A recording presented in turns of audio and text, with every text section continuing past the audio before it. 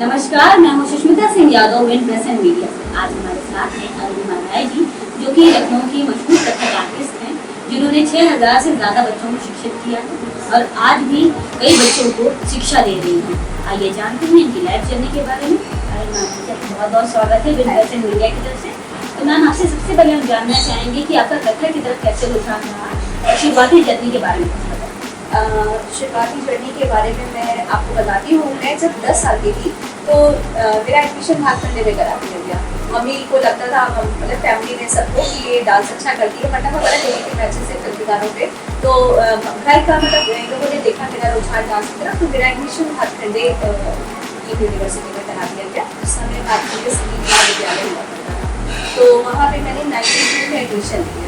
फिर अच्छे गुरु लोग के सानिध्य में मैंने सीखते सीखते मैं काफ़ी आगे बढ़ गई। फिर 98 में मैंने बिल्कुल कंप्लीट किया।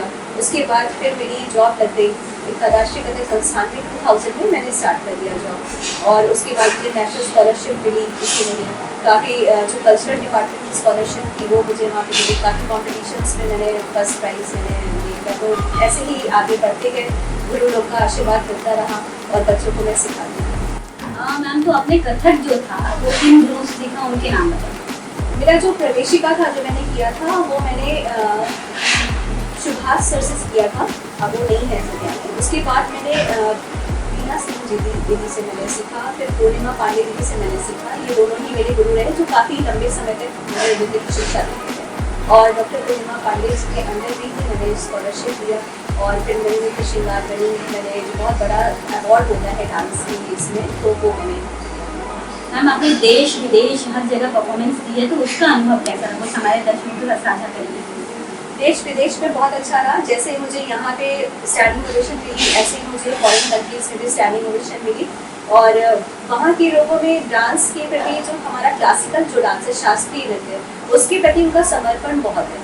यहाँ पे भी है बहुत अच्छा। मुझे यहाँ के जितने बड़े बड़े से ताज महोत्सव, लखनऊ महोत्सव, ये सब जितने बड़े बड़े लखनऊ के महोत्सव हैं, और हमारे भारत के जितने खजुराहो महोत्सव है, इन सब में मैंने परफॉर्मेंस दी। सब ने बहुत सराहा मेरी परफॉर्मेंस को। और जो मैं बाहर मैंने जो परफॉर्मेंस की, वहाँ पे भी मेरा बहुत अच्छा पॉजिटिव रिजल्ट रहा। बहुत सब लोगों ने पसंद किया। और आज के टाइम पे मेरे काफ़ी स्टूडेंट्स हैं जो मुझसे ऑनलाइन शिक्षा ले रहे हैं। और मैम, आपसे ये पूछना चाहेंगे कि मैम, आपने कोरोना से पहले जिन लोगों को शिक्षा दी, बच्चों को शिक्षा दी, कोरोना के बाद भी आपने ऑनलाइन शिक्षा दी बच्चों को, तो उसमें किस तरह की परेशानियों को झेलना पड़ा आपको? भी क्या ऐसा था कि ऑफलाइन शिक्षा देना, बच्चों को सिखाना ज़्यादा ईजी था कि कोरोना में ऑनलाइन सिखाना ज़्यादा ईजी था? ऑफलाइन तो ऑब्वियसली बात है कि ईजी है। आप ऑफलाइन में आप बच्चों को हर एक मूवमेंट है, हस्तक है, फुटवर्क है, आप उनको लाइवली आप उनको दिखा सकते हो। बट ऑनलाइन में दिक्कत है, आप बार बार अपने कैमरे को बार बार नीचे करोगे, ऊपर करोगे, सेटिंग आपको बहुत करनी पड़ती है। फिर बच्चा कितना सीख रहा है, कितना, हालांकि सीखते तो नहीं है उससे बच्चे, लेकिन उसमें थोड़ा सा टाइम लगता है ऑनलाइन में। ऑफलाइन बच्चे ज़्यादा अच्छा सीखते हैं। लेकिन अभी जब कोरोना काल चल रहा था तो हमारी मजबूरी थी उनको सिखाना, तो उन्होंने ऑनलाइन में भी काफ़ी अच्छा उन्होंने किया। मैम, आप विदेशी बच्चों को भी सिखाती हैं। विदेशी बच्चे कितने मन से सीखते हैं और कितना उनके अंदर उत्सुकता है कथक को लेकर, उसके बारे में? जो भारत के जो बच्चे हैं, हमारे जो यहाँ देश के बच्चे हैं, वो तो उनके अंदर तो है ही है लगाव हमारे शास्त्रीय नृत्य के प्रति। पर बाहर के जो हमारे बच्चे हैं उनके अंदर भी बहुत ज़्यादा है। तो वो मतलब एक, जैसे हमारे यहाँ मतलब एक कंपल्शन है कि नहीं, जैसे साउथ वगैरह में कि नहीं, एक क्लासिकल चीज़ आपको सीखनी ही सीखनी है। ऐसे ही वहाँ पे भी मैंने देखा है कुछ फैमिलीज में कि उन्होंने एक अपने बच्चों को, जो इंडिया की फैमिली है, मतलब NRI है, उन्होंने अपने बच्चों को एक कंपल्शन कर दिया कि आपको कोई भी, आपको म्यूजिक हो गया या डांस हो गया, ये आपको सीखने ही सीखना है।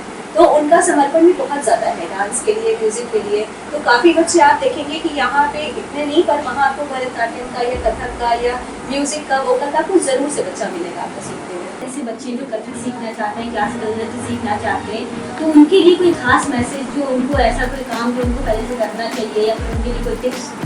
पहले से क्या, अगर जो बच्चे इंटरेस्टेड हैं करने के लिए, तो वो ज़रूर से सीखें, अच्छे गुरुओं के पास में जाएं। और आजकल ऑनलाइन क्लासेस भी चल रही हैं सीखने की, तो बेसिक वो लोग सीखें, पर किसी गुरु के पास जाकर के वो ज़रूर से सीखें। और जो सबसे ज़रूरी चीज़ है वो है पेशेंस। मतलब बच्चे ये ना सोचे कि आज हमने 1-2 महीने बस हमने सीख लिया और स्टेज पे हम डांसर हो गए, स्टेज पे परफॉर्म करने लायक हो गए।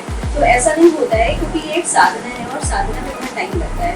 जैसे हम ही लोगों ने स्टार्टिंग में ही 7-8 साल की, आज मुझे 27-28 साल हो गए हैं। अभी भी मैं सीख ही रही हूँ, मैं काफ़ी चीज़ जहाँ से मुझे मौका मिलता है मैं सीखती भी हूँ और सिखा भी रही हूँ। तो मैं बच्चों को यही मैसेज देना चाहूँगी कि पेशेंस बहुत रखें, उसके बाद फिर वो आगे बढ़ते ही जाएंगे।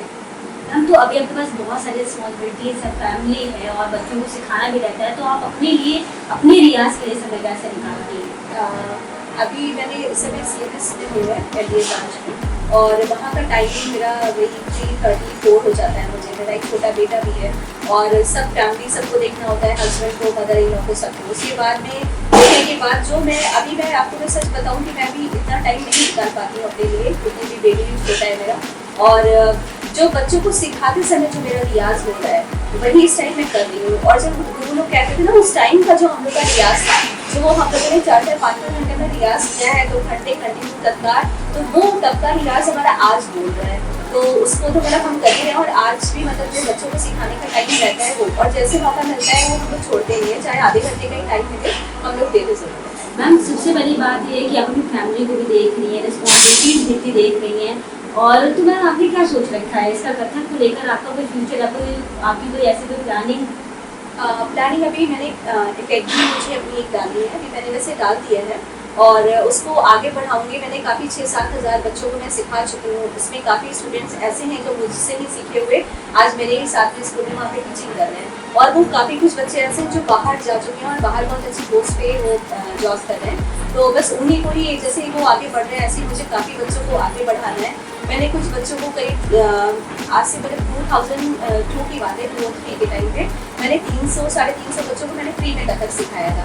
तो उसमें के 2-3 बच्चे मेरे आज बाहर हैं और वो बहुत अच्छी जॉब में हैं, और आज भी उनके फ़ोन आते हैं, मुझे बहुत खुशी होती है कि मेरे बच्चे सिखाए हुए बहुत आगे बढ़ गए हैं, उनकी फैमिली है, और मेरे संस्थान की जो स्टूडेंट्स हैं वो भी बहुत अच्छे सेटअप उनका अच्छा हो चुका है। कोई मुझे भूला नहीं इतने सालों में भी, ये मुझे बहुत खुशी है इस बात की, और वो आज भी कथक को बहुत आगे बढ़ा रहे हैं। तो मैम, अब तक आपने कितने बच्चों को सिखा दिया होगा कथक? फिर भी कोई एक संख्या में बताऊँ अप्रॉक्स मुझे, क्योंकि मैंने बहुत जगह सिखाया है, तो जो मेरे पास एक मोटा हिसाब है वो 6-7 हज़ार बच्चे हैं जिनको मैं दे चुकी हूँ।